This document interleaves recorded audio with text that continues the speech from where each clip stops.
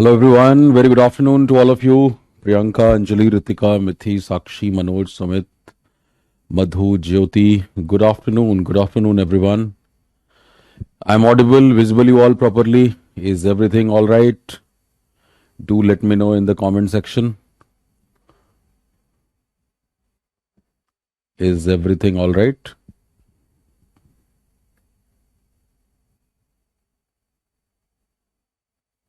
अच्छा टीम उस पर काम कर रही है, डोंट वरी अबाउट दैट.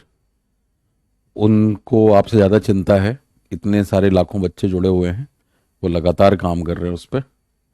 चले जी, गुड इवनिंग, गुड आफ्टरनून. चलो लेट्स गेट स्टार्टेड, शुरू करते हैं. तो कल की क्लास हमारे फ्रेजेस पे खत्म हुई थी और उसके बाद थोड़ा सा रीडिंग का काम कर लिया था हमने. So this was the last question, right? Phrase identification. Believe in the light of your soul and its unlimited potential and manipulative minds. आइए अब बात करते हैं हम क्लॉज की. अभी एक भाई लिखे थे आज पहली क्लास है आपकी, वेलकम है आपका. बिल्कुल. सो बिल्कुल अपलोड हो जाएगा आज, ये टॉपिक खत्म होगा आशु और उसके बाद चीजें अपलोड हो जाएंगी, डोंट वरी. सो एक बार फिर से क्विक रिवीजन. हमने शुरुआत की थी अक्षरों से, बिल्कुल बेसिक ग्रामर प्राइमर. फिर हम वर्ड पे आए तो पार्ट्स ऑफ स्पीच के फंक्शंस को समझा, सारे पार्ट्स ऑफ स्पीच के फंक्शन को, क्या उनका रोल है जो कि हमें उन्हें पहचानने में मदद करेगा, उनका क्या इंपॉर्टेंस है, अगर आप नहीं पहचानेंगे ग्रामेटिकल प्रोफाइल क्या दिक्कतें आएंगी, वो सब डिस्कशन किया हमने. वर्ड पे कमांड के बाद आपकी फ्रेज पे भी कमांड हो गई, और फ्रेज पे कमांड के बाद आज हम पहुंच रहे हैं क्लॉजेस की तरफ. और क्लॉज के बाद आता है सेंटेंस, यानी इंग्लिश में अब कोई भी कितना भी लंबा से लंबा सेंटेंस हो, आपको ये पता है कि इसके पार्ट्स कौन कौन हैं, क्या क्या है, आप आसानी से उसको ब्रेक कर लेंगे. सो आइए, ये तीनों चरण हमारे हो चुके हैं और अब हम आज बात करने वाले हैं क्लॉज की. तो चलिए क्लॉज को भी डिफाइन कर लेते हैं. क्लॉज किसे कहते हैं भाई, इसकी क्या पहचान है? सबसे पहली बात कि it's a part of a sentence. It's a part of a sentence, ये पहली बात है. तो ये तो आपको वैसे भी समझ आ गया कि भाई वो तो वर्ड भी था और फ्रेज भी था, लेकिन इसमें खास बात क्या है, जो कमियां फ्रेज में थी वो क्लॉज में दूर हो जाती हैं. फ्रेज में क्या था कि भाई शब्दों का समूह तो है बट इसके पास अपना वर्ब नहीं था. ये क्या है कि एक सेंटेंस का पार्ट है, लेकिन पार्ट होते हुए इट डज हैव, इसके पास होता है क्या, इट्स सब्जेक्ट एंड प्रेडिकेट बोल सकते हो, फाइनाइट वर्ब बोल सकते हो, ये इसके पास होता है क्लॉज के पास, राइट? तो ये इसकी पहचान है कि पार्ट होते हुए भी अपने आप में एक छोटा सा सेंटेंस ये जरूर है.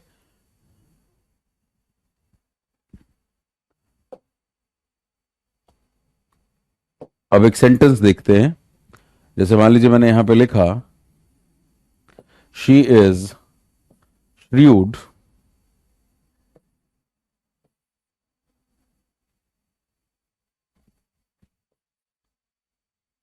yet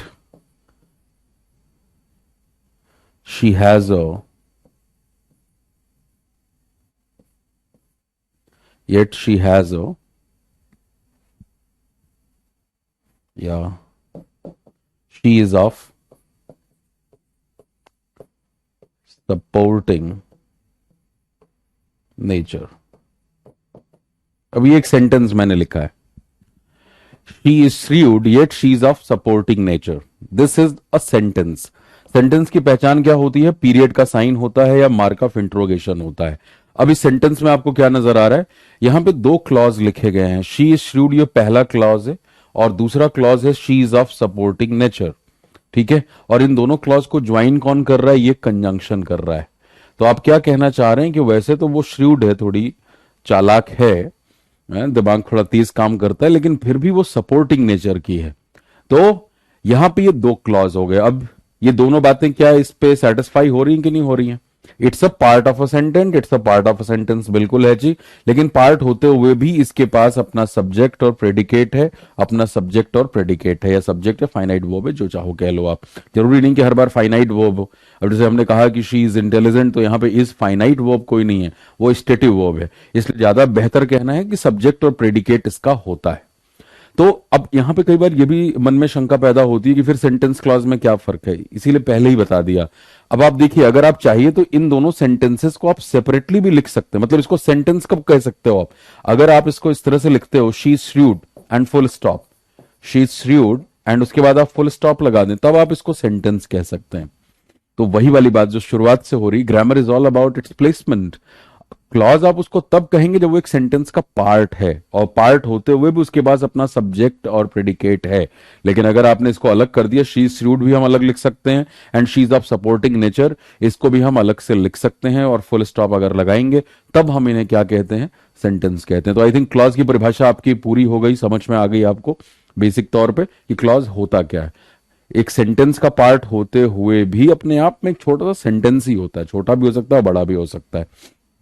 यानी जो वर्ब वाली कमियां थी जिसकी वजह से पूरा मतलब समझ में नहीं आता था फ्रेज के अंदर, वो कमियां यहां पे दूर हो जाती हैं। चलिए, तो ये तो बात हो गई बेसिक डेफिनेशन की। अब आइए इसके टाइप्स की तरफ चलते हैं, कितने तरह के क्लॉजेज होते हैं।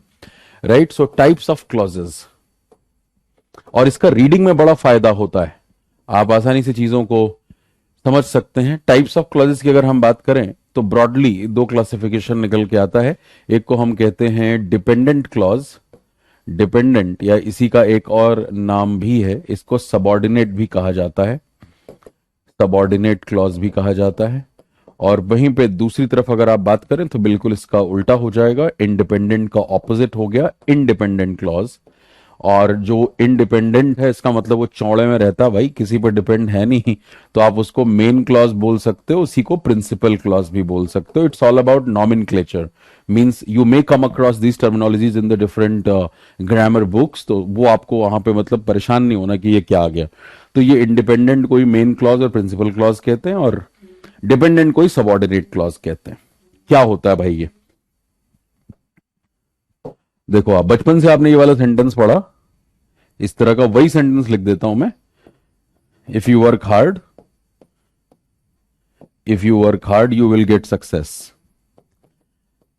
अब आप जरा इस सेंटेंस पे निगाह डालें, आपको समझ में तो आ ही रहा है ये सेंटेंस है तब जब हमने यहां पे फुल स्टॉप लगा दिया। अब इस फुल स्टॉप में दो क्लॉजेज हैं, क्लॉज की परिभाषा अभी पढ़ के हटे हैं आप। यू विल गेट सक्सेस, ये क्लॉज आपको दिख रहा है, सब्जेक्ट है, वर्ब है, प्रॉपर सब्जेक्ट प्रेडिकेट, और इधर भी सब्जेक्ट प्रेडिकेट, यू दिखाई दे रहा है और वर्ब दिखाई दे रहा है। तो यहां पे ये दो क्लॉजेज हैं। अब कैसे हम पहचाने कि कौन सा इसमें मेन क्लॉज है, कौन सा डिपेंडेंट क्लॉज है? देखो नाम खुद ही बता देता है, जो नॉमेनक्लेचर है क्लॉजेस का। अगर हम इस क्लॉज पे निगाह डालते हैं, if you work hard, so what's the meaning of this clause? इसका मतलब है अगर तुम मेहनत करते हो, यदि तुम मेहनत करते हो तो भाई क्या होगा मेरे साथ। इसका मतलब क्या कि सिर्फ इतना बोल करके पूरी बात का मतलब नहीं निकल रहा है, इसका पूरा मतलब नहीं निकल रहा। तो ये बात समझ में आ रही है कि in order to put forward its complete meaning, हमें एक और क्लॉज की आवश्यकता है, ठीक है, और एक क्लॉज की आवश्यकता है। तो इसलिए इसे हम क्या कहेंगे, this will be called dependent clause. ये आपका डिपेंडेंट क्लॉज है, क्योंकि ये बेचारा खुद पे का मतलब खुद से नहीं बता पा रहा, इसको डिपेंड होना पड़ रहा है इस वाले क्लॉज पे। अगर तुम मेहनत करते हो तो तुम्हें सफलता मिलेगी, जब ये वाला क्लॉज कहा जा रहा है तब इसकी बात पूरी समझ में आई। लेकिन अगर आप सिर्फ इस क्लॉज को आइसोलेटेड मैनर में बोले, यू विल गेट सक्सेस, तुम्हें सफलता मिलेगी, तो इसका अकेले भी मतलब पॉसिबल है। आप किसी को एज इट इज ये सेंटेंस बोल सकते हो, यू विल गेट सक्सेस, तुम्हें सफलता मिलेगी, विजयी भाव है, आयुष्मान भव। सो that is possible, that is possible कि ये अपना मतलब खुद में बताने में सक्षम है, और खुद में बताने में सक्षम है, then this will be called independent clause. इसे हम क्या कहेंगे, इंडिपेंडेंट या मेन या प्रिंसिपल, कुछ भी कह लो। और उसी तरीके से आप इसको जो है डिपेंडेंट को सबऑर्डिनेट क्लॉज बोल सकते हैं, यहां पे भी कोई मुश्किल नहीं है। अब एक छोटी सी बात और यहां पे आपके लिए मैं ऐड करना चाहूंगा, बहुत अच्छे से ध्यान से ऐसे सुनते रहिए, अभी कमेंट करने की कोई जरूरत नहीं है, पूरा मौका मिलेगा, भरपूर सेंटेंसेस दूंगा अभी। सही जवाब दोगे तो आपको भी खुशी होगी, और वो तभी पॉसिबल है जब आप ध्यान से सुने। देखिए, यू विल गेट सक्सेस, इस क्लॉज को आप इधर भी लगा सकते हैं, you will get success if you work hard. We can write this sentence in this way as well. There is no problem in that. और यहां समझ में क्या आ रहा है आपको, यहां पे समझ ये आ रहा है कि अगर हम कंजंक्शन इफ को बीच में लगा रहे हैं तो डेफिनेटली वहां कॉमा की कोई जरूरत नहीं है। अगर मैं आपको वैसे ही पूछ लेता कि मुझे बताओ इफ यहां पे क्या है, तो शायद कुछ लोगों के गले के नीचे ये बात उतरती नहीं कि इफ कंजंक्शन है। भाई इफ जो है ये सबऑर्डिनेट कंजंक्शन है, ये सबऑर्डिनेटिंग कंजंक्शन है एक्चुअली। तो एक मोटे तौर पे पहचान ये भी है कि सबऑर्डिनेट क्लॉज की शुरुआत सबऑर्डिनेटिंग कंजंक्शन से हो जाती है। यहां पे ये सबऑर्डिनेटिंग कंजंक्शन है इफ। लेकिन अब आपको गले उतर गया कि इफ वो कंजंक्शन है, it's all about the placement of the clauses. बहुत सिंपल सी बात है, ध्यान रखिएगा, और ये बात बहुत सारे केसेस में एप्लीकेबल होगी। If you start a sentence with a conjunction, then you put comma in between, but if conjunction comes in between, क्योंकि उसका काम ही है जोड़ना, अगर वो दो क्लॉजेज के बीच में आता है, then there is no need of putting comma out there. वहां कॉमा लगाने की कोई भी आवश्यकता नहीं है। तो ये आपने देख लिया मेन क्लॉज और मेन क्लॉज और डिपेंडेंट क्लॉज का फर्क, यानी इंडिपेंडेंट और डिपेंडेंट का फर्क आपने देख लिया। अब अगर हम पिछले वाले सेंटेंस का एग्जांपल लें जो मैंने यहां पे लिखा था अभी, if we take the example of this one, यहां पे जो दोनों क्लॉजेज है वो किस तरह के, यहां पे लिखे गए ये दोनों के दोनों क्लॉजेज आपके जो हैं दे आर इंडिपेंडेंट क्लॉज, ये इंडिपेंडेंट हैं, ये दोनों के दोनों इंडिपेंडेंट, क्योंकि ये दोनों अपना अलग अलग मतलब बता सकते हैं। She is rude full stop, आप किसी के बारे में ये स्टेटमेंट बोल सकते हो, and she is of supporting nature, ये भी आप किसी के बारे में बोल सकते हो। तो there is no point in that कि एक को दूसरे पर डिपेंड होना है। लेकिन यहां पे आप क्योंकि इन दोनों को जब एक सेंटेंस में जोड़ रहे हो तो आप एक कॉन्ट्रास्ट दिखाना चाहते हो, क्योंकि अगर कोई थोड़ा शातिर दिमाग का है तो ऐसा नहीं होगा कि हाँ सपोर्टिंग नेचर का है, लेकिन यहां पे है ऐसा, जैसे वो कुछ जो क्रिमिनल्स होते हैं उनकी रॉबिन हुड वाली इमेज होती है, वैसे गुंडई तो करते हैं लेकिन गरीबों का को सपोर्ट भी करते हैं, उन्हें हेल्प भी करते हैं। तो कुछ इस तरह का मामला है, इसीलिए कॉन्ट्रास्टिंग बात है, इसलिए यहां पे येट लगा हुआ है। सो ये कंजंक्शन दो क्लॉजेस को जोड़ रहा था यहां पे, लेकिन ये दोनों के दोनों क्लॉजेस कैसे हैं, ये इंडिपेंडेंट हैं। और यहां पे एक और ज्ञान आप तक पहुंच रहा है, जो कंजंक्शन दो बराबर के लेवल के क्लॉजेस को ज्वाइन करते हैं उन्हें हम कोऑर्डिनेटिंग कंजंक्शन कहते हैं। Like in this case both the clauses have same grammatical stature, both of them are independent, and coordination is always possible between two entities of same stature. Coordination हमेशा दो बराबर के लेवल के लोगों के बीच में होता है, इसलिए आज से ये बात भी आपको ध्यान में रहेगी। हम जो कंजंक्शन चैप्टर पे आएंगे ग्रामर वाले डिटेलिंग वाले पोर्शन में, अभी तो ये ग्रामर का फाउंडेशन चल रहा है, तो वहां पे we will discuss two broader categories of conjunction, coordinating conjunction, subordinating conjunction. लेकिन आप देखो, आप मतलब वही वाली बात है कि आप यहां पे ग्रामर के विशेषज्ञ बनने नहीं आए हैं, आपको ग्रामर का एप्लीकेशन पता होना चाहिए। Nobody is going to ask you that give me the types of coordinating conjunctions, फिर आपको आंख बंद करके रटना है इसका, इसमें 4 टाइप्स होते हैं, क्यूमुलेटिव कंजंक्शन, एडवर्सेटिव कंजंक्शन, ये सब नहीं करना हमें। मैं बताऊंगा जरूर, लेकिन वो रटने की बात नहीं है। आपको ये ध्यान में अब आ जाएगा आज के बाद से कि ये नाम पड़ा क्यों, इसको कोऑर्डिनेटिंग बोलते क्यों हैं, यानी कोई भी कोऑर्डिनेटिंग कंजंक्शन अगर होगा तो वो किस तरह के सेंटेंस को बनाएगा। अब देखो मैं सेंटेंस पे भी पहुंच रहा हूं, क्योंकि क्लॉज के बाद आखिरी पड़ाव सेंटेंस ही है, तो लगे हाथ ये भी सुन लो आप।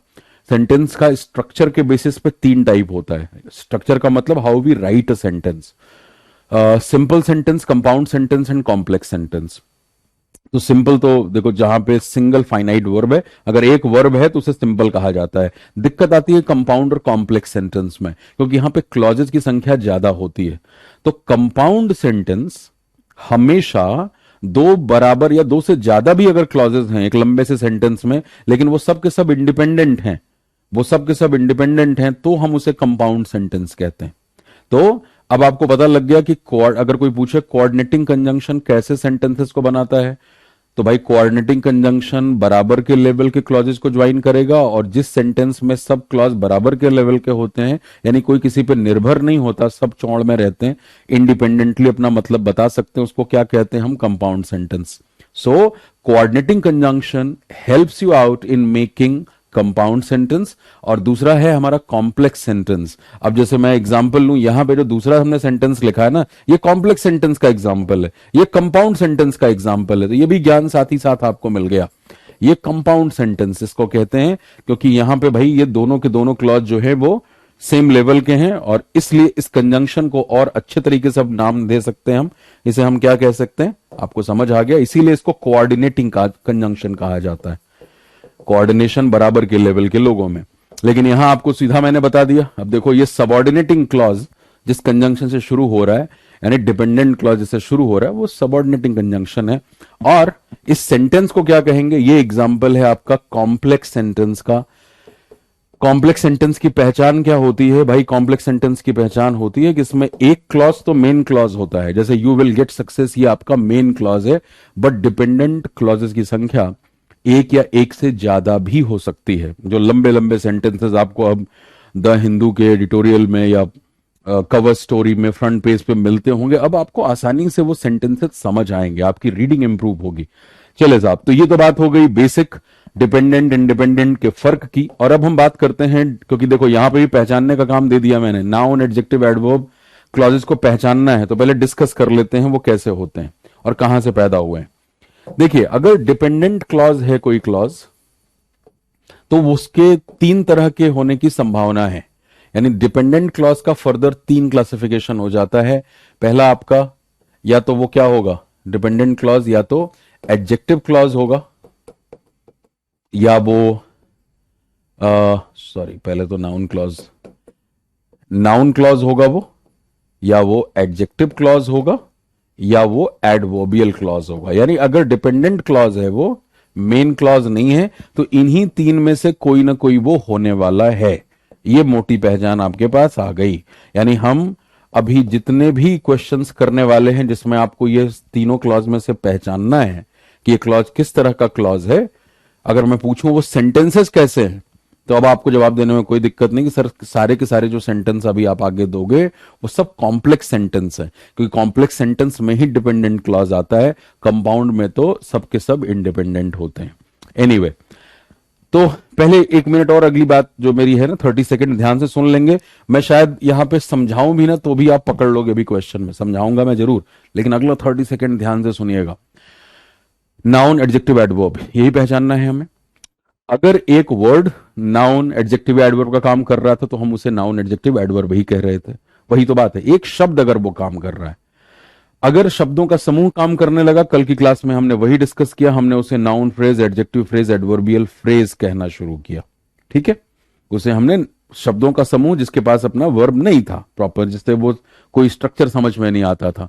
लेकिन अब अगर कोई क्लॉज, और क्लॉज को पहचान चुके हैं आप, क्लॉज होगा तो उसमें सब्जेक्ट प्रेडिकेट इस तरह का वर्ब लगा हुआ सब प्रॉपर होगा, लेकिन वो सेंटेंस का पार्ट होगा। अब अगर कोई क्लॉज नाउन का काम करता हुआ आपको दिख रहा है तो बेधड़क आप उसे नाउन क्लॉज कह दोगे, उसमें क्या दिक्कत है। एक वर्ड था, फ्रेज था, क्लॉज आ गया, उसमें कोई फर्क नहीं पड़ने वाला। बस उसका रोल देख लीजिए, हम बार बार बस बात कर रहे हैं फंक्शन की, उसका काम देख लो। सेंटेंस का सब्जेक्ट है क्लॉज, उसके बारे में बात हो रही है, नाउन क्लॉज।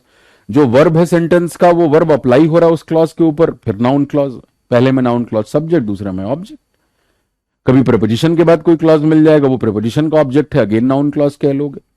कोई एडजेक्टिव क्लॉज तब है जब वो किसी नाउन को डिस्क्राइब कर रहा है, यानी आपने एक क्लॉज के जरिए एक नाउन को डिस्क्राइब कर लिया, अपने नाउन को डिस्क्राइब कर लिया। एडवर्बियल क्लॉज है, एडवर्बियल क्लॉज वर्ब को डिस्क्राइब करेगा, वर्ब के होने का टाइम बता रहा है वो क्लॉज, तो भाई एडवर्बियल क्लॉज ऑफ टाइम है। वर्ब के होने की जगह बता रहा है, एडवर्बियल क्लॉज ऑफ प्लेस है। इस तरीके से वर्ब के होने की कंडीशन बता रहा है। अब मैं आपको पूछूं, जो अभी हमने पीछे सेंटेंस किया, if you work hard you will get success, यहां पे इफ यू वर्क हार्ड क्या था, वो एडवर्बियल क्लॉज है भाई। क्यों एडवर्बियल क्लॉज है, यू विल गेट सक्सेस, सफलता मिलेगी।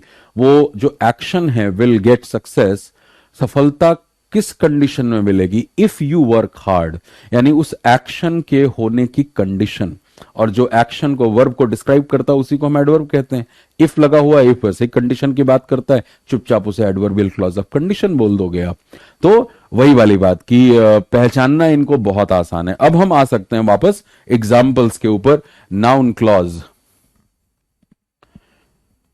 यहां तक कोई confusion, is there any confusion, बहुत अच्छे से सुना है आपने। Whatever I have discuss so far, do you have any confusion? अगर नहीं है तो मैं आगे बढ़ूं, क्योंकि एक मोनोलॉग चल रहा था। पहली क्लास है गीता, वेलकम है आपका। बिल्कुल बच्चे, बिल्कुल आसानी से समझ आ जाए।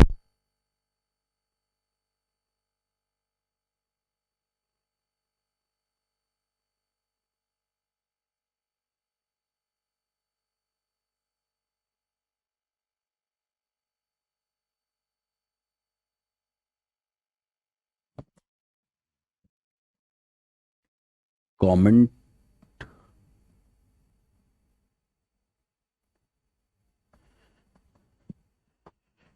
किसी को कोई कंफ्यूजन तो नहीं है ना यहां तक? आपका कमेंट स्टक है या?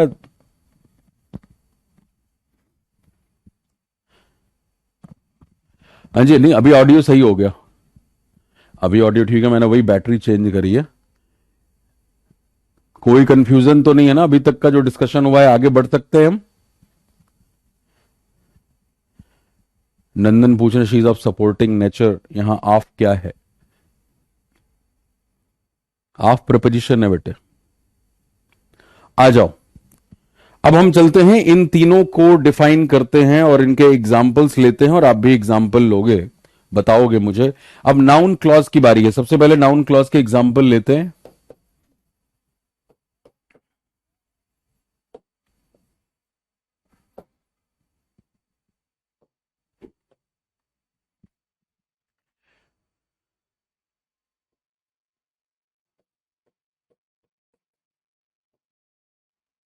The little money I have has been stolen away। ये हम एडजेक्टिव में पढ़ते हैं इस तरह के sentences, little, a little, the little बड़ा परेशान करता है। सेंटेंस का मतलब हुआ जो कुछ थोड़ा पैसा मेरे पास था वो चोरी कर लिया गया है, राइट। अब आप यहां पे देखें ये क्या है, the little money I have लगा हुआ है, दिस इज एनसी, ये नाउन क्लॉज है। कैसे पता लगा? क्योंकि ये सब्जेक्ट है। इसके बारे में कैसे पता लगा? अगर कोई सवाल पूछता व्हाट के बाद तो सारी कहानी सेम है, what has been stolen away, क्या चुरा लिया गया है, क्या चुरा लिया गया है। तो इस क्या के जवाब में आप क्या बोलते? इस क्या के जवाब को ही तो दिया गया है। और कितनी बार बताई जा चुकी ये बात कि नाउन को पहचानना बहुत ही आसान है। आप जब भी सवाल करेंगे व्हाट सब्जेक्ट और ऑब्जेक्ट दोनों के लिए काम करता है, हु सब्जेक्ट के लिए काम करता है और हुम ऑब्जेक्ट के लिए काम करता है। यही तीन शब्दों का ध्यान आपको रखना है कि जब भी आप सवाल पूछें व्हाट के जरिए तो जो आंसर मिले वो नाउन है। अब व्हाट सब्जेक्ट ऑब्जेक्ट दोनों के तौर पे काम करता है, हु सब्जेक्ट के तौर पे काम करता है और हुम ऑब्जेक्ट के तौर पे। कौन, किसको और क्या, राइट। तो क्या चुरा लिया गया है, अब देखो यहां पे क्या चुरा लिया गया है, तो यहां पे व्हाट क्या बता रहा है? सब्जेक्ट बता रहा है, ये सब्जेक्ट के तौर पे काम कर रहा है। अब वहीं पे मैं अगर दूसरा सेंटेंस लिखूं,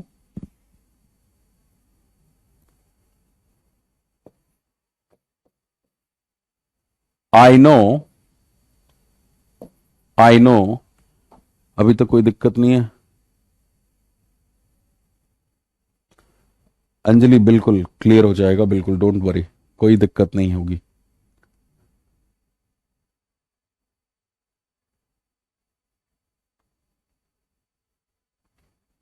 हाँ जी, I know what she was trying to say. अब इसका क्या अनुवाद हुआ?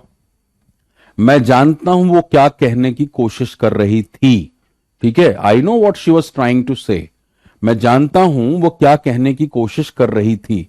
अब आप देखो यहां पे ये सब्जेक्ट है और ये वर्ब है। अब कोई पूछे what do I know, what do I know, ये भी आखिर व्हाट का ही तो जवाब है, ये भी व्हाट का जवाब है।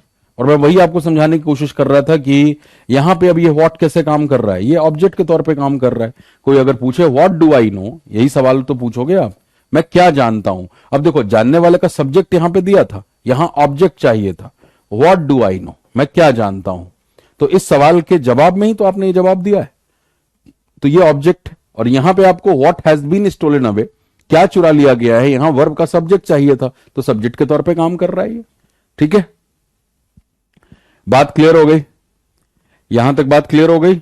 आप छोटे से छोटा सेंटेंस बना सकते हैं नाउन क्लॉज, कहीं कोई मुश्किल नहीं है, राइट। जैसे आप कहो कि और सेंटेंस बना लो,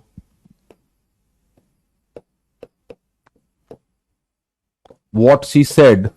अब अगर नहीं पता है ना स्ट्रक्चर तो बड़ा परेशान हो जाता है बंदा कि व्हाट शी सेड, इसके बाद मान लो मैंने कहा what she said is, what she said is correct, what she said is correct, तो अगेन अब ये क्या दिख रहा है आपको, दिस इज एनसी, ये नाउन क्लॉज है, सब्जेक्ट वर्ब आपको दिख रहा है, और यहां पे ये नाउन क्लॉज किस तौर पे काम कर रहा है, सब्जेक्ट के तौर पे। इसी के बारे में तो हम बात कर रहे हैं। अगेन ये व्हाट इज करेक्ट का ही तो जवाब है।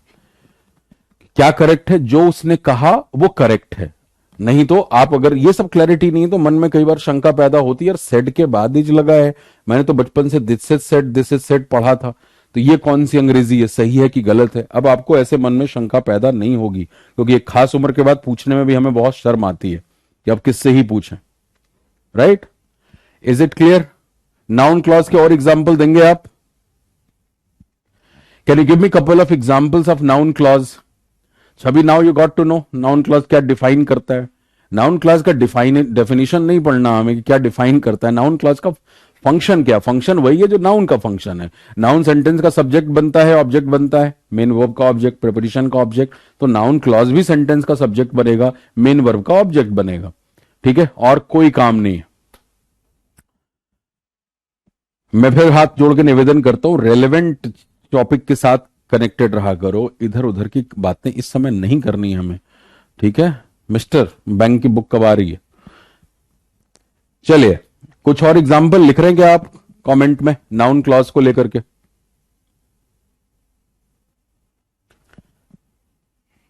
इसी को अगर हमें ऑब्जेक्ट बनाना तो हम कैसे बना सकते हैं? अगर इसी क्लॉज को ऑब्जेक्ट के तौर पे यूज करना हो, ये तीसरा सेंटेंस था ना, चौथा सेंटेंस मैं आपसे पूछूं कि इसी क्लॉज को अब ऑब्जेक्ट बना दो, तो कैसे बना लोगे, कैसे बताओगे आप? अब जैसे मान लो आपने कहा शी डजंट नो, या कोई नाम ले लो आप, Jatin does not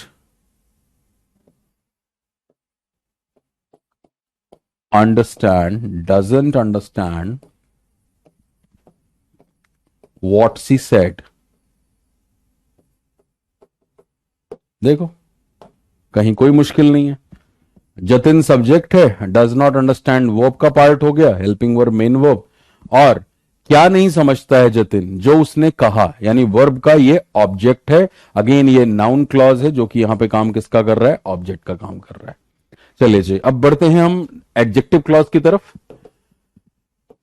adjective clause, भाई यहां पे एक क्लॉज जो है वो अपना वही काम डिस्क्राइब करने का काम करेगा। एग्जाम्पल ले लीजिए एडजेक्टिव क्लॉज का।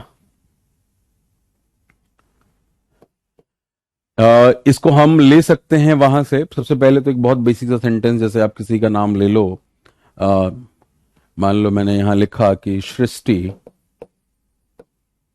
सृष्टि is the student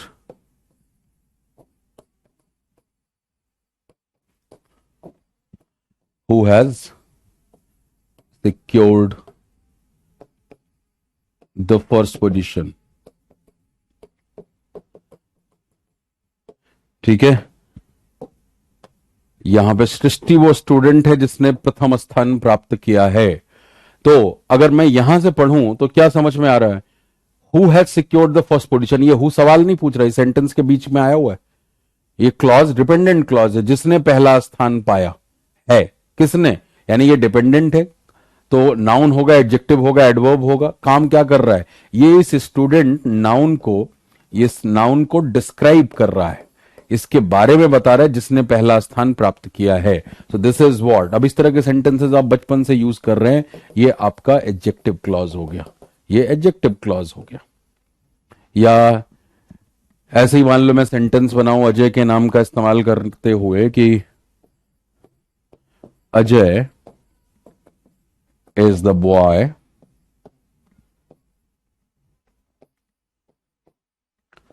whom I met yesterday। Ajay वो लड़का है जिसको मैं कल मिला था। तो अगेन ये whom I met yesterday is what, ये इस बॉय को डिस्क्राइब कर रहा है, इसी के बारे में बता रहा है, वही जिसको मैं कल मिला था। तो दिस इज व्हाट, ये एडजेक्टिव क्लॉज, ये आपका एडजेक्टिव क्लॉज हो गया। ठीक है, इसी तरीके से एक सेंटेंस और अगर मैं यहां पे लिखूं, ज्योति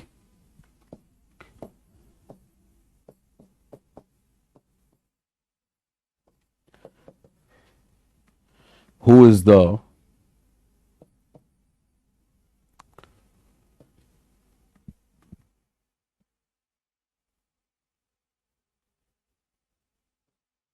ज्योति को क्या बनाया जाए? Who is the head of dramatic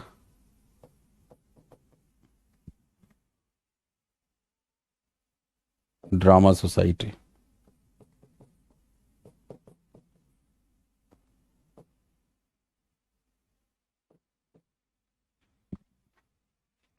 is going to perform is going to perform in this play. ठीक है, अब आप अगेन देखो, ये जो लिखा गया है दो कॉमा के बीच में, ये क्या है? ये ज्योति के बारे में डिस्क्रिप्शन दिया गया, ज्योति को डिस्क्राइब किया गया है, नाउन है, नाम है। अगेन ये किसका एग्जाम्पल हो गया? ये एडजेक्टिव क्लॉज हो गया, ये एडजेक्टिव क्लॉज हो गया। अदरवाइज मेन सेंटेंस क्या है? Jyoti is going to perform in this play, Jyoti इस प्ले में परफॉर्म करने जा रही है, ठीक है, परफॉर्म करेगी। लेकिन ये who is the head of the drama society, this is what, this is the extra part, ये आपका एडजेक्टिव क्लॉज हो गया। बात समझ में आ रही है? Is it clear to everyone?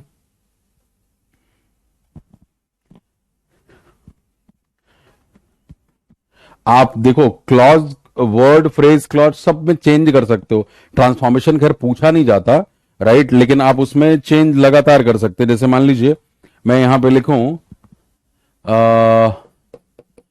he met a blue eyed girl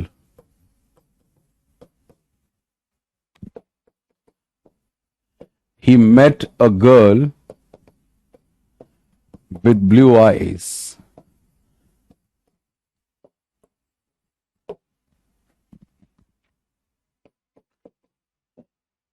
He met a girl whose eyes were blue. देख रहे हो आप, मैंने ये कैसे चेंजेस करे हैं यहां पे आपकी आंखों के सामने।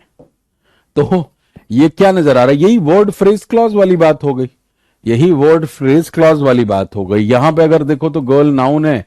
अब आप कहोगे नहीं सर ये दो शब्दों का समूह है, लेकिन ये कंपाउंड वर्ड इसको हम बोलते हैं, ये कंपाउंड वर्ड हो गया, बीच में हाइफन लगा हुआ, तो it's more of a word thing. यहां पे आप देखिए तो वर्ड है। अब आपने क्या देखा? विद ब्लू आइज, अभी पीछे आपने पढ़ा है, इस विद ब्लू आइज का अपने आप में कोई मतलब नहीं है, तीन शब्दों का समूह है, ये आपका फ्रेज हो गया।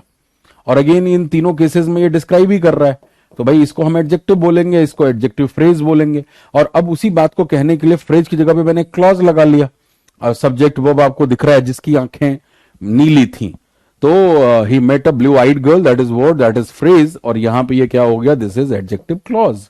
तो कोई मुश्किल नहीं है, एक ही बात को थोड़ा सा बढ़ाते जा रहे हो, बस कहने के तरीकों में बदलाव आ रहा है। वहां वर्ब आ चुका है, now that is what, that is clause. और अब बात कर लेते हैं हम एडवर्बियल क्लॉज की, लास्ट वन, एडवर्बियल क्लॉज, और फिर पहचानने का काम करेंगे।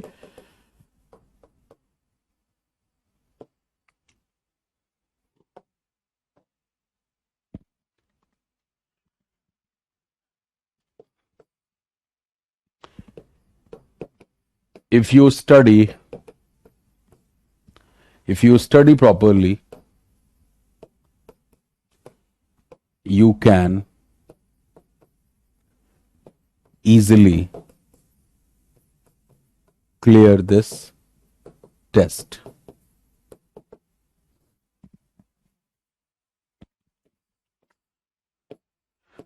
वोडाफोन की पंच लाइन जो एडवर्टीजमेंट में वो इस्तेमाल करते थे, wherever you go we will follow you.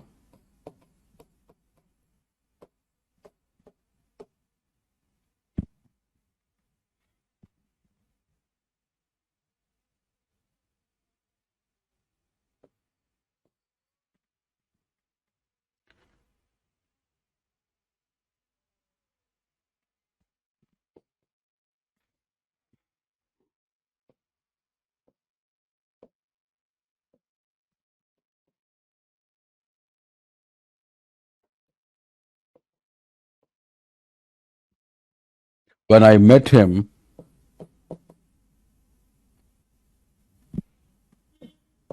when I saw him, I stopped my car.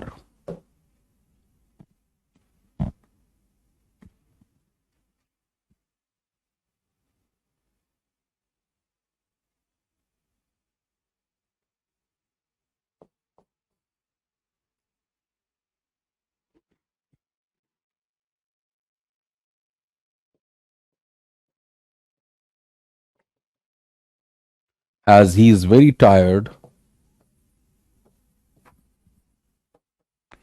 he can't join us for this party. 4 sentence लिख दिए मैंने, और इन सभी में आपको नजर आ रहा होगा क्या एडवर्बियल क्लॉज है। अगर तुम ढंग से पढ़ाई करते हो, भाई यही डिपेंडेंट क्लॉज है, अपना खुद में मतलब नहीं बता पा रहा, ये किस तरह का एडवर्बियल क्लॉज है। ये एडवर्बियल क्लॉज आपको पहले ही बताया मैंने, ये कंडीशन का है, ये कंडीशन का है, ये इस एक्शन के, यू कैन इजिली क्लियर, इस वर्ब को डिस्क्राइब कर रहा है, उसके होने की कंडीशन बता करके। जो वर्ब को डिस्क्राइब करता है वो एडवर्ब है, यहां वो क्लॉज के तौर पे काम कर रहा है। इधर भी देखो, we will follow you, again ये भी वर्ब है, और ये इस वर्ब के होने की जगह बता रहा है कि हम तुम्हारा पीछा कहां करेंगे, तुम जहां जहां जाओगे वहां वहां हम तुम्हारा पीछा करेंगे। So this is what, this is adverbial clause of place. When I saw him I stopped my car, आप रास्ते में किसी को देखे आप, जब मैंने उसको देखा मैंने अपनी गाड़ी रोक दी। अगेन ये वर्ब है, कोई पूछे तुमने अपनी गाड़ी कब रोक दी, कब रोक दी, अब यहां पे कोई एक वर्ड या फ्रेज नहीं है, यहां पूरा का पूरा क्लॉज है, जब मैंने उसे देखा। और ये भी देखें आप, बचपन से हम रट के मीनिंग्स बैठे होते हैं कई बार, व्हेन का मतलब कब होता है, बिल्कुल होता है, कोई इनकार नहीं उस बात से कि व्हेन का मतलब कब होता है, लेकिन वो तब होता है जब व्हेन सवाल पूछता है। अब जैसे कोई आपसे पूछे कि when do you visit that place, when do you visit that place, तो वहां वो व्हेन सवाल पूछ रहा है, वहां आप कह सकते हो तुम उस जगह पे कब जाते हो, वहां वो व्हेन कब है, लेकिन यहां ये व्हेन जो है सवाल नहीं पूछ रहा, ये क्लॉज का पार्ट है। जब आप WH फैमिली से शुरू करते हैं और वो एक इंट्रोगेटिव सेंटेंस होता है, तब वो शब्द सवाल पूछेंगे। वेयर आर यू गोइंग, वहां वेयर है कि तुम कहां जा रहे हो, लेकिन यहां ये कहां थोड़ी है, वेयर हो या वेयर एवर हो, ये वेयर एवर है तो जहां कहीं भी हो गया। अगर सिर्फ वेयर लगा हुआ है, वेयर यू गो, तो ये जहां भी तुम जाओगे, ये कहां नहीं है, ये जहां है, ये कंजंक्शन हो गया यहां पे। तो जब मैंने उसे देखा मैंने अपनी गाड़ी रोक दी, ये इसके होने का टाइम बता रहा है, एडवर्बियल क्लॉज ऑफ टाइम हो गया। और इधर देखें, he can't join us for this party, right, why can't he join us for this party, ये व्हाई का जवाब है, क्यों वो ज्वाइन नहीं कर सकता, क्योंकि वो बहुत थका हुआ है। तो अगेन यहां पे एज भी कंजंक्शन है, व्हेन भी कंजंक्शन है, वेयर एवर भी कंजंक्शन है, और इफ भी कंजंक्शन है, ये सब के सब सबऑर्डिनेटिंग कंजंक्शंस हैं। और यहां पे एज की वजह से साफ साफ आपको दिख रहा है, ये एज कारण बता रहा है, तो ये आपका एडवर्बियल क्लॉज ऑफ रीजन हो गया, राइट। तो बहुत इजी है इनको पहचानना। तो I think now we are done with the concept part, और अब आप जो है वो पहचानने का काम करेंगे। चले, सवाल आपके सामने है, बहुत इंटरेस्टिंग दिया है मैंने कि कहीं कुछ रटने की गुंजाइश ना हो, ध्यान से देखना। आपको नाउन क्लॉज, एडजेक्टिव क्लॉज और एडवर्बियल क्लॉज पहचानना है। अच्छा, सवाल का जवाब मिल गया। हु हैज ब्लू आईज के अंदर जब आप बोलोगे तो वहां पे वो किस तरह पे काम कर रहा होगा, सवाल पूछने के लिए, ठीक है। ये बहुत अच्छा सवाल है, इस बात का ध्यान रखिए, ये कंफ्यूजन बहुत सारे लोगों को होता है। WH फैमिली का वर्ड जब सेंटेंस के बीच में आता है, तब उसके बाद जो आप लिखते हो वो असर्टिव स्टाइल में लिखते हो, यानी जैसे आप कोई भी अफर्मेटिव नेगेटिव सेंटेंस लिखते हैं, सब्जेक्ट पहले आएगा फिर वो अब आएगा। तो अजय, आपके सवाल का जवाब है नहीं हो सकता है।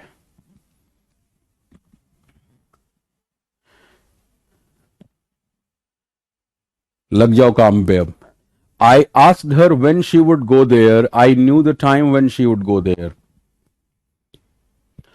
वैभव, दोनों आपका जवाब गलत है, चेक करें भाई।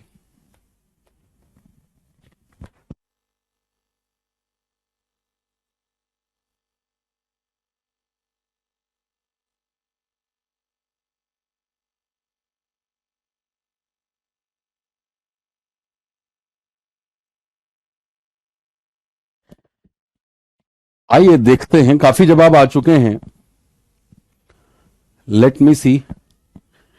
देखो, वो सवाल को पकड़ लो कि वो किसका जवाब दे रहा है। I asked her when she would go there, मैंने उसको पूछा, क्या पूछा उसको, कि वह वहां कब जाएगी। तो आप देखिए इधर ये क्या है, जितने लोगों ने यहां पे इसको नाउन क्लॉज कहा है वो बिल्कुल ठीक है। यहां पे ये नाउन क्लॉज के तौर पे काम कर रहा है, और है क्या, ये ऑब्जेक्ट के तौर पे काम कर रहा है। अब एक छोटी सी बात यहां पे बहुत ध्यान देने वाली है, और बहुत बेसिक सी बात है। जैसे आप मान लो ये कहो कि she gave me a book, है बचपन से पढ़ा ऐसे सेंटेंसेस। हिंदी अनुवाद क्या हुआ, उसने मुझे एक किताब दी। अब जरा आंखें खोल के देखो, क्या इसी पैटर्न पे ये नहीं है? अगर इसी में चाहते हो आप ये कह लो, आई आस्क्ड, आई आस्क्ड हर। आपको ना छोटे बच्चों की तरह सब मिलान कर करके बताना पड़ता है, एक बार में बात समझ नहीं आती। देखो आप, आई आस्क्ड हर अ क्वेश्चन, इसको हम बोलते हैं, यहां पे देखिए दो ऑब्जेक्ट आते हैं, यहां पे दो ऑब्जेक्ट हैं। कौन कौन से दो ऑब्जेक्ट हैं? कौन सा मार्कर यूज हो, कौन सा कलर नहीं है यहां पे, ब्लैक। देखिए सब्जेक्ट है, कोई दिक्कत नहीं जी, वर्ब है, कोई दिक्कत नहीं, सब्जेक्ट और वर्ब आपको साफ नजर आ गया। लेकिन अब यहां पे दो ऑब्जेक्ट नजर आ रहे हैं। एक तो पहला ऑब्जेक्ट ये है कि आपने किसको दिया, तो ये ओवन मैं लिख देता हूं अभी। इसको हम डायरेक्ट इनडायरेक्ट बोलते हैं, बट मैं टेक्निकल जार्गन्स में नहीं जा रहा, आप एक साधारण दिमाग से सोचो। उसने मुझको दिया, तो ये किसका जवाब है? ये हुम का जवाब है, अभी आपको बताया था मैंने, ये हुम का जवाब है। किसको दिया? मुझको दिया। मैंने किसको पूछा? उसको पूछा, ये हुम का जवाब है। अगर आप सवाल पूछते हुम did she give a book, उसने किसको एक किताब दी, तो जवाब क्या देते? She gave me a book, तो उस हुम का जवाब मी हो जाता। और क्या दिया, उस क्या का जवाब ये है, यानी ये दोनों किसके जवाब हैं? ये व्हाट के जवाब है, यस आर नो। और अभी मैंने आपको बताया कि भाई तुम्हें जो भी व्हाट का जवाब है, चाहे वो सब्जेक्ट के तौर पे है, ऑब्जेक्ट के तौर पे, वो भी नाउन होगा, नाउन फ्रेज होगा, नाउन क्लॉज होगा। फ्रेज क्लॉज तो पहचान ही लोगे अब आप, कोई मुश्किल नहीं है, नाम बस नाउन लगा देना वहां पे, और कुछ नहीं करना उधर, ठीक है। तो और अगर हु का जवाब है तो भी नाउन क्लॉज है, हुम है, और व्हाट दोनों तौर पे काम करेगा।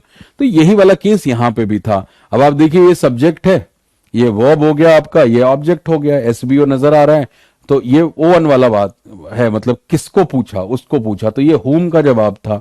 और क्या पूछा मैंने, ये पूरा का पूरा व्हाट का जवाब था, तो ये आपका नाउन क्लॉज है। और ये जो एडवर्बियल क्लॉज जिन्होंने बोला है, वो कहां से निकला है? वो वही, उन्होंने लगा कि व्हेन है तो एडवर्बियल क्लॉज बोल दो।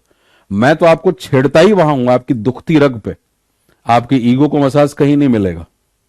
आप मुझसे ग्रामर पढ़ो, कल मेरा ही लिखा हुआ ब्लॉग आपने पढ़ा, आरसी है, ग्रामर है, वोकैब है, हर जगह गहराई से काम होगा। और जानबूझ करके इसीलिए वेन वाला सेंटेंस दिया कि आधी जनता तो पहले ही एडवर्ब बोलेगी। रटंति विद्या घटंति बुद्धि, बुद्धि बढ़ाने आए हो यहां पे, घटाने नहीं। अब अगेन देखो, इसको भी जिन महानुभावों ने एडवर्बियल क्लॉज बोला है, आपको फिर झटका लगने वाला है। भाई ये एडवर्ब कहां से दिख रहा है मुझे बताओ, ये एडवर्ब कहां से दिख रहा है? किसी चीज के होने का टाइम बता रहा है कि एडवर्बियल क्लॉज बोल रहे हो आप? क्या लिखा है यहां पे? सब्जेक्ट है, वर्ब है, ऑब्जेक्ट है। बात क्लियर हो गई? मैं वो टाइम जानता था, I knew the time when she would go there, जब वो वहां जाएगी, मैं वो टाइम जानता था। तो ये when she would go there, ये किसको डिस्क्राइब कर रहा है? ये डिस्क्राइब कर रहा है इस टाइम, नाउन को। और जो नाउन को डिस्क्राइब करता है उसे हम एडजेक्टिव बोलते हैं। तो भाई ये एडजेक्टिव क्लॉज है, ये एडजेक्टिव क्लॉज है जो इस समय को डिस्क्राइब कर रहा है कि मैं जानता था वो समय। कौन सा समय भाई? अरे वही वाला समय जब वो वहां जाएगी। तो ये समय को डिस्क्राइब कर रहा है कि वो 7 बजे जाने वाली थी, मुझे पता था कि 7 बजे वही उसके जाने का समय है। आइए अब बढ़ते हैं आगे, और एक और वेन से दिया है मैंने, 3 दिए हैं।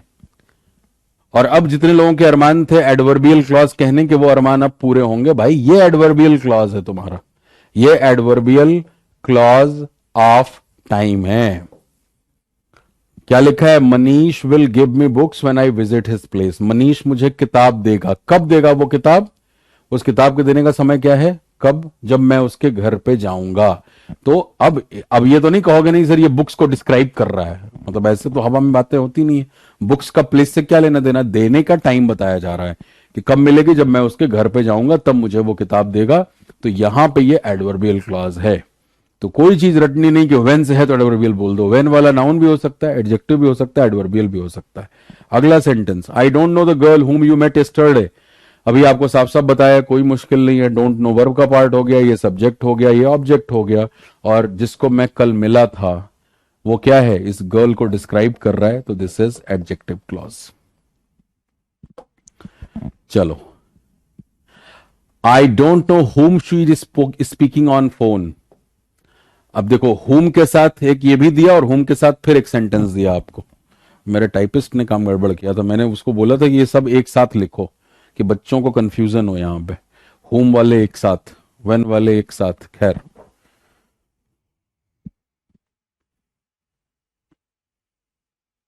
बताओ।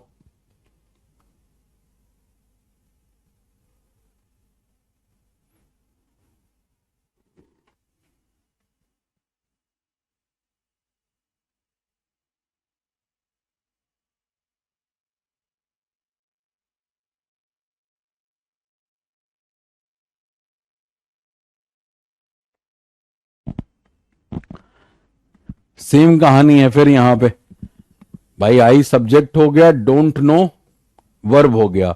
मैं क्या नहीं जानता हूं, अगेन ये क्या का जवाब है। मैं क्या नहीं जानता हूं, मैं नहीं जानता हूं कि वो फोन पे किससे बात कर रही है, तो ये व्हाट का जवाब है। व्हाट का जवाब अगर है तो भाई नाउन क्लॉज हो गया। नाउन क्लॉज काम कैसे कर रहा है, ऑब्जेक्ट के तौर पे काम कर रहा है।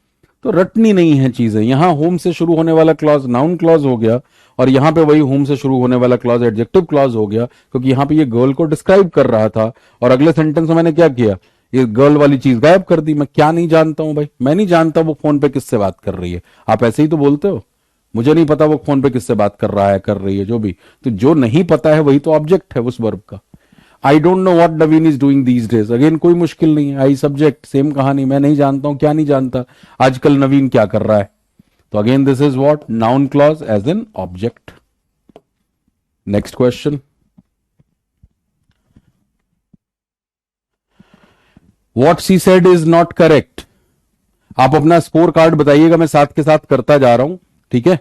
अब आपका कमेंट देखूंगा, चेक कराऊंगा, तो उसमें दिक्कत है। मैं आपको थोड़ा समय दे रहा हूं, ईमानदारी से आप क्वेश्चन कर लें, अपनी तरफ से सोच लें, 10 सेकेंड 15 सेकेंड जो भी है, फिर मैं इसको सॉल्व कर दूंगा, क्योंकि आपका कमेंट पढ़ने में फिर फुल टाइम जाएगा। What she said is not correct, कोई मुश्किल नहीं है। देखा अभी आपने, नाउन क्लॉज है, कैसे काम कर रहा है, सब्जेक्ट के तौर पे। कोई पूछे व्हाट इज नॉट करेक्ट, क्या करेक्ट नहीं है, जो उसने कहा है वो सही नहीं है।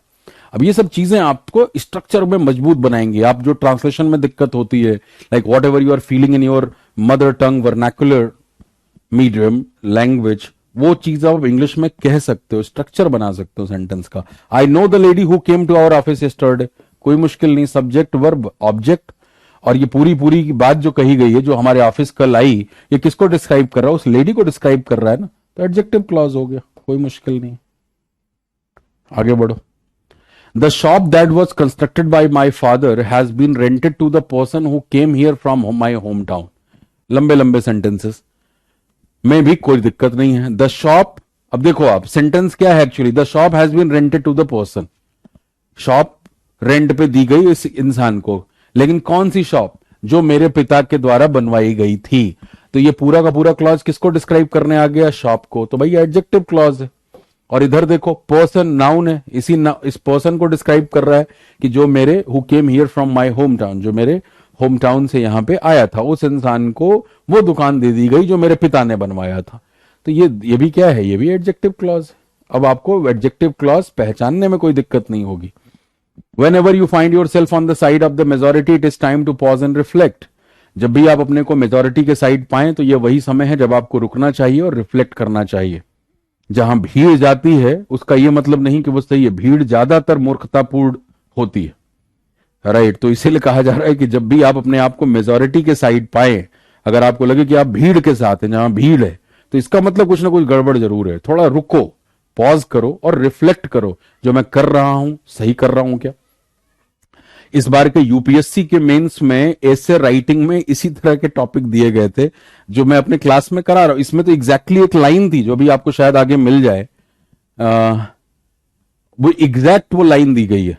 मतलब जैसे ये एक फिलोसॉफिकल लाइन है, उसी तरह से वो भी एक लाइन थी। शायद इसमें थोड़ा मैंने चेंज किया था, पिछले साल की जो शीट थी उसमें वो क्वेश्चन था, हो सकता है इसमें मिल जाए, आई डोंट रिमेंबर। सो यहां पे भी क्या है, whenever you find yourself, adverbial clause, when you forbid something you make it extraordinarily appealing। अब देखो, ये भी एक तरह से फिलोसॉफिकल बट बहुत अंडरस्टैंडेबल सेंटेंस है, कि जब आप किसी चीज को मना करते हैं तो आप उस चीज को बहुत ज्यादा अपीलिंग बना देते हैं। एक छोटे बच्चे को बोलो तुम उधर मत देखो, वो उधर ही देखना चाहता है। हमें भी कोई चीज मना कर दिया नहीं करनी है तो हमें लगता है क्यों मना किया गया, क्या है उसके पीछे। तो वही चीज लिखी गई है कि when you forbid something you make it extra ordinarily appealing. तो अगेन एडवर्बियल क्लॉज, साफ साफ नजर आ रहा है, कोई मुश्किल नहीं है। Life is what happens when you are making other plans. जिंदगी क्या होती है, अब ये भी लाइन फिलोसॉफिकल लाइन है, जिंदगी वही है जो घटित होती है उस समय जब आप कुछ और प्लान्स बना रहे होते हैं, राइट। तो जिंदगी हर क्षण है, जिंदगी कहीं दूर नहीं है। हम लाइफ को पोस्टपोन करते रहते हैं कि शायद 2 साल के बाद सही जिंदगी आने वाली, 5 साल के बाद आने वाली है। तो जिंदगी तो हर क्षण है, here and now, life is here and now. तो अब इसको life is what happens when you are making other plans, क्या बोलोगे आप इसको? Noun clause.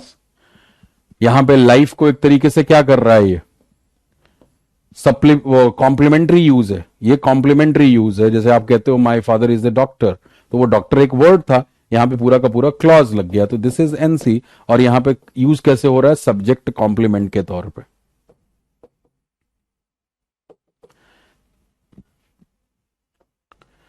Never look down on anybody unless you are helping him up, यानी कभी किसी को नीची निगाह से मत देखो जब तक तुम उसको मदद नहीं कर रहे।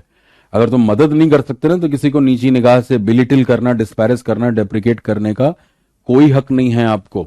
अनलेस लगा हुआ है, unless you are helping him up, this is what adverbial clause. Adverbial clause if, unless, provided, given, ये सब कंडीशन की ही बात करते हैं। Nikita, who lives in a trailer with some scrappy dogs and cats, has been the fire warden for 20 years. तो अब यहां पे आप देख रहे हैं कि भाई कोई निकिता तो नहीं है। Who lives, ये पूरा का पूरा निकिता का ही परिचय है, निकिता को डिस्क्राइब कर रहा है, तो एडजेक्टिव क्लॉज हो गया। Next one, he told me what his brother had told him.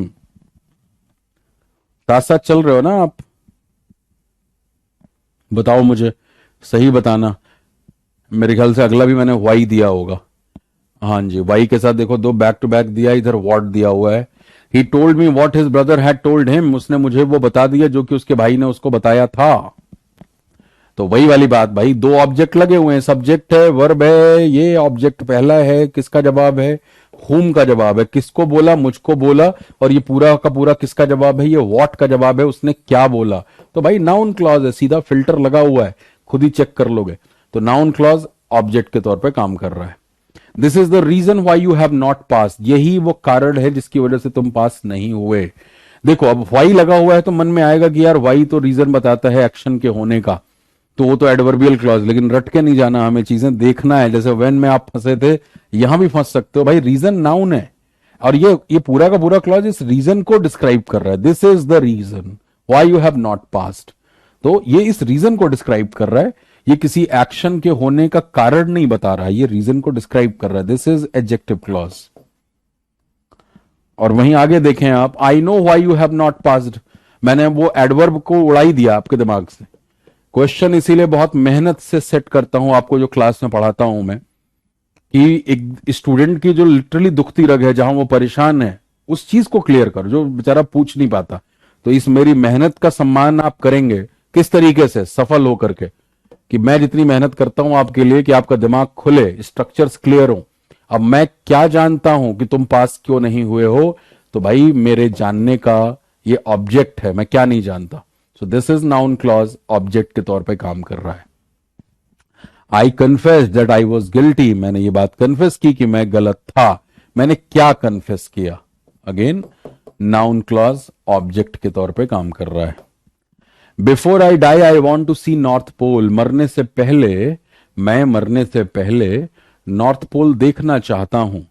तो अब ये किस तरह का क्लॉज है भाई, I want to see verb है, और ये वर्ब के होने का टाइम ही बता रहे, बिफोर, ये वही वाला बिफोर और आफ्टर है जो आप बचपन से टेंस में पढ़ रहे थे। The train had left before I reach the station, मेरे स्टेशन पहुंचने से पहले ट्रेन जा चुकी थी। तो वहां वो बिफोर क्या होता है, वो बिफोर कंजंक्शन ही तो है, सबऑर्डिनेटिंग कंजंक्शन ऑफ टाइम है। Before I reach the station, मेरे स्टेशन पहुंचने से पहले। अब देखो ये सबऑर्डिनेट क्लॉज है, इसीलिए इसका पूरा मतलब नहीं निकल रहा। अगर बस आप इतना बोल के रुक जाओ before I reach the station, तो पूरी बात का मतलब निकलेगा नहीं। फिर आप कहोगे द ट्रेन हैड लेफ्ट, तब जाकर के पूरी बात का मतलब निकलता है। तो बिफोर वहां कंजंक्शन ही है, वही कंजंक्शन यहां पे भी है। तो ये आपका एडवर्बियल क्लॉज हो गया, adverbial clause, right, of time, मरने से पहले। I know a girl whose father works in this organization, मैं जानता हूं एक लड़की को जिसके पिता इस ऑर्गेनाइजेशन में काम करते हैं। तो ये whose father works in this organization, ये एक्चुअली इस गर्ल के बारे में ही है। This is what, this is adjective clause. The coffee maker that I bought for my wife is expensive. अब आप देख रहे हो सब्जेक्ट और वर्ब के बीच में या प्रेडिकेट के बीच में कई बार सब्जेक्ट के बारे में एक्स्ट्रा इन्फॉर्मेशन होता है। तो वो कॉफी मेकर जो मैंने अपने वाइफ के लिए खरीदा था, ये इस कॉफी मेकर, ये नाउन है, इसको डिस्क्राइब कर रहा है, इसके बारे में इंफॉर्मेशन दे रहा है, एडजेक्टिव क्लॉज हो गया। The boy blushed when the teacher reprimanded him in front of the class. उस लड़के का चेहरा शर्म से लाल हो गया जब पूरी क्लास के सामने टीचर ने उसको फटकार लगाई। तो भाई ये क्या है, इतना बड़ी कहानी जो लिखी गई है, ये इस ब्लश, इस वर्ब के होने का टाइम ही तो बता रहा है, एक्शन के होने का टाइम, एक्शन को डिस्क्राइब कर रहा है। एडवर्ब हो गया, एडवर्बियल क्लॉज ऑफ टाइम। कब चेहरा उसका लाल पड़ गया, जब टीचर ने पूरी क्लास के सामने। अब अगेन देखो, ये जब है, इसको कब नहीं बोल रहे हम, यहां पे तो ये जब हो गया। That he got divorced is none of our business, कि उसका तलाक हो गया, इसमें हमारा क्या लेना देना भाई, दैट्स योर हिज और her personal affair. So that he got divorced is none of our business. कोई पूछे what is not, what is not of our business, so that is, या what is none of our business, that is that he got divorced, कि उसका तलाक हो गया। Again what का ही जवाब है, दिस इज एनसी सब्जेक्ट के तौर पे काम कर रहा है। Where they want to live after they get married is still a secret. शादी के बाद वे कहां रहना चाहते हैं, ये अभी भी एक सीक्रेट है। सो अब देखिए, where they want to live after they get married is still a secret. कोई पूछे what is still a secret, कौन सी बात अभी भी एक सीक्रेट है, कि वो शादी के बाद कहां रहना चाहते हैं, व्हाट का जवाब है। तो this is what, this is an see, noun clause acting as an subject. Whenever she sings that song, the audience applauds enthusiastically. कोई पूछे कब ऑडियंस प्रसन्नता में, खुशी में, चीयरफुल तरीके से अपलॉड करती, जब कभी भी वह वो वाला गाना गाती है ना, ऑडियंस मंत्रमुग्ध हो जाती है। तो again this is what, whenever she sings that song, it's an adverbial clause, adverbial clause of time. The boys that have been admitted to the hospital belong to Delhi. The boys, अब देखो, the boys belong to Delhi, लड़के दिल्ली से हैं, दिल्ली से belong करते हैं। कौन से लड़के, वही जिनको हॉस्पिटल में एडमिट कराया गया है, एक्सीडेंट हुआ होगा। That have been passive voice में है, आप देखो, that have been admitted to the hospital, this is again what, adjective clause. ये एडजेक्टिव क्लॉज है जो बॉयज को डिस्क्राइब कर रहा है। I told him that I would not help those students who didn't study systematically. मैंने उसको बोला कि मैं उन स्टूडेंट्स को हेल्प नहीं करूंगा जो ढंग से पढ़ाई नहीं करते। सो या करते नहीं, किए। मैंने उसको बोला कि मैंने उन स्टूडेंट्स को हेल्प नहीं किया जिन्होंने ढंग से पढ़ाई नहीं की। पास्ट में जा रहा है, तो स्टूडेंट्स को डिस्क्राइब कर रहा है, पूरा का पूरा क्लॉज ये रेड वाला, that is adjective clause. Since you have already decided, why do you ask my opinion. जब तुमने खुद ही डिसाइड कर लिया है, तो अब मेरे ओपिनियन लेने से तुम्हें क्या फायदा, what is the point of taking my opinion.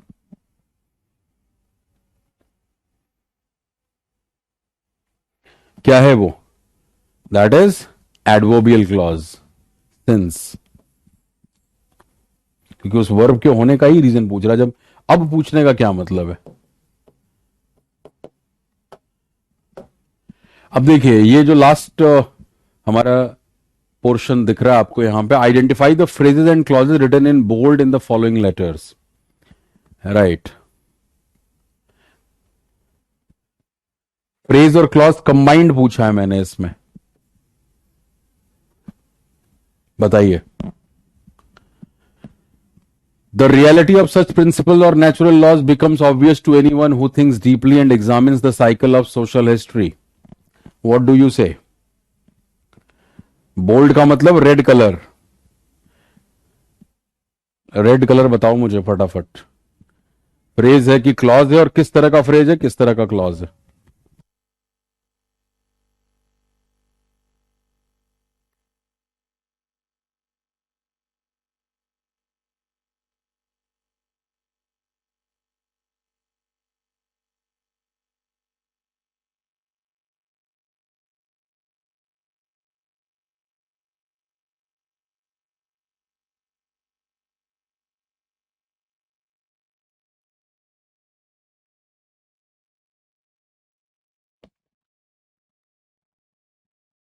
हाँ जी, so the reality of such principles are natural laws, ये शब्दों का समूह जिसके पास अपना वर्ब नहीं है, right. This is NP, noun phrase acting as in subject. उसके बाद आपको दिख रहा है साफ साफ वर्ब इधर, बिकम्स ऑब्वियस। और मैं अगर थोड़ा और गहराई से पूछूं तो ये बिकम्स किसके अकॉर्डिंग हो रहा है? ये रियलिटी के अकॉर्डिंग है। Reality abstract noun, uncountable, singular, और इसलिए बिकम्स लगा हुआ है। अब पता है ये सब चीजें अगर क्लियर ना हो तो मन में बड़ा संदेह पैदा होता है।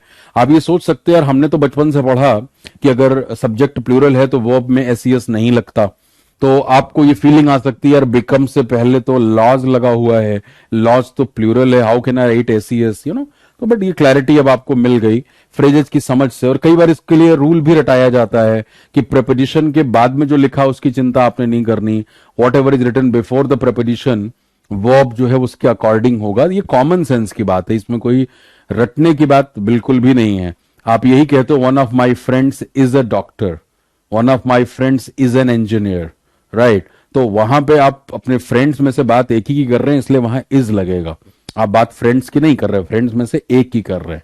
Each of my friends, each of my friends is a cricketer. तो वहां पे भी आप अपने दोस्तों में से हर एक की बात कर रहे हो, सिंगुलर की बात कर रहे हो, इज लगेगा। Some of my friends are doctors, मेरे दोस्तों में से कुछ डॉक्टर्स हैं। तो अब एक की बात नहीं कर रहे, सम की बात कर रहे हो, तो वहां आर लगेगा, वर लगेगा, जैसे भी जरूरत है। तो it's a common sensical stuff. And any one के बाद जो लिखा अब ये क्लॉज है, हु थिंक्स, तो आपको पता है this is what, this is adjective clause because any one is what, that is pronoun. ठीक है, तो ये आपका एडजेक्टिव क्लॉज हो गया।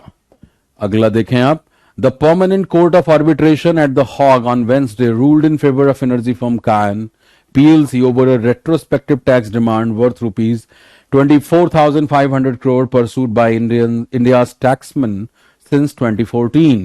So आप देखो रूल्ड वर्ब है, वर्ब से पहले जितना पार्ट है that is what, again NP, noun phrase किस तौर पे काम कर रहा है? सब्जेक्ट के तौर पे काम कर रहा है।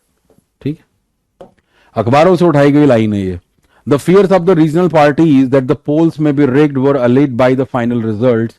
However, the withdrawal of security to leaders and candidates of the Gupkar alliance and restrictions on their campaigning had raised concerns about the process. आपको पता लग रहा है ये सेंटेंस कहां से आया हुआ है? जम्मू कश्मीर, राइट, जो वहां पे लोकल बॉडीज के इलेक्शन हुए वहां से ये जुड़ा हुआ है, न्यूज आर्टिकल से सीधा डाल दिया। The fears of the regional parties, पहचानने में कोई दिक्कत नहीं है, तीन शब्दों का समूह है। फ्रेज हो गया नाउन फ्रेज, क्यों? क्योंकि ऑफ प्रेपोजिशन के बाद आ रहा है। जो प्रेपोजिशन के बाद आता है प्रेपोजिशन का ऑब्जेक्ट बनता है। प्रेपोजिशन लगता किसके पहले भाई? नाउन प्रोनाउन के पहले ही लगता है। तो यहां पे noun phrase object of preposition के तौर पे काम कर रहा है। और आगे क्या लिखा है आप देखिए, that the polls may be rigged were allayed by the final results. However, the withdrawal of security to leaders and candidates of the Gupkar alliance and restrictions on their campaigning had raised. अब आप देख रहे हो this is helping verb and this is main verb, और sentence की शुरुआत कहां से हुई है? यहां से हुई है। तो कहने का मतलब कि पूरा का पूरा हिस्सा सेंटेंस का सब्जेक्ट है, और ये सब्जेक्ट क्लॉज नहीं है, इस बात का ध्यान रखना, ये फ्रेज है। और इसीलिए मैंने आपको कहा था कभी भी मन में ये मत डाल के बैठ जाइए आप कि phrase will always be smaller one, clause will be the lengthier one. No, it's not. What she said, it's just three words, लेकिन वो आपका क्लॉज है वहां पे, जो उसने कहा वो सही है, what she said is correct. लेकिन यहां पे क्या देख रहे हो आप? How many words are here? 1 2 3 4 5 6 7 8 9 10 11, गिनते रहना तुम, 12 14 जितने भी हैं, ये क्या है? ये फ्रेज है भाई, यहां सब्जेक्ट के तौर पे काम कर रहे हैं, यहां कोई वर्ब थोड़ी आया है।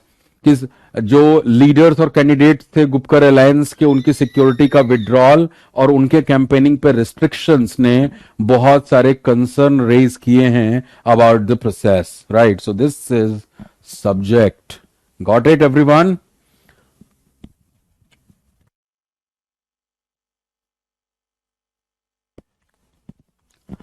The intensity of doubt becomes the search.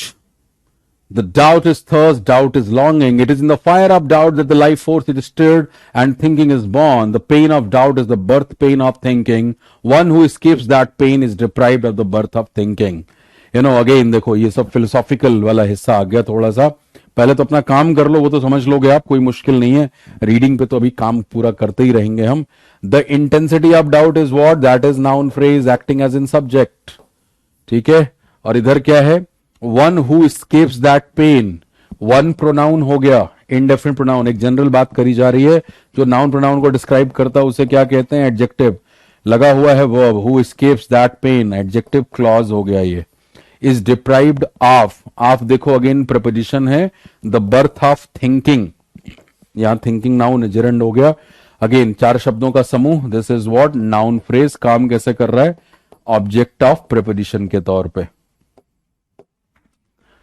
Got it. सो कहा क्या जा रहा है कि जो डाउट की इंटेंसिटी है वही सर्च बनती है, यानी आपको जितनी डाउट की इंटेंसिटी होगी, भूख जितनी ज्यादा होगी, उसी से सर्च करोगे आगे जाकर के, नहीं क्यों डाउट है, क्या दिक्कत है, doubt is thirst, doubt is longing, doubt वो प्यास है, वो लॉन्गिंग है, वो भूख है, हैं? It is in the fire of doubt that the life force is stirred and the thinking is born. उस जो डाउट की जो आग है ना, जैसे वो आग बड़ी इंपॉर्टेंट है, वही चीज लिखी जा रही है कि it is in the fire of doubt that the life force is stirred, जीवन रूपी जो फोर्स है वो पूरा वो स्थिर कर देता है, जैसे मन में कोई शंका पैदा हो जाए और मन बिल्कुल उद्वेलित हो जाए, आपको नींद नहीं आ रही, चैन गायब है, बिकॉज वो डाउट जो है वो आपका सॉल्व नहीं हुआ है, मन में जो शंका उठी उसका समाधान नहीं हुआ, वही लिखा है, एंड थिंकिंग इज बॉर्न, और फिर वहां से सोचने की प्रक्रिया शुरू होती है।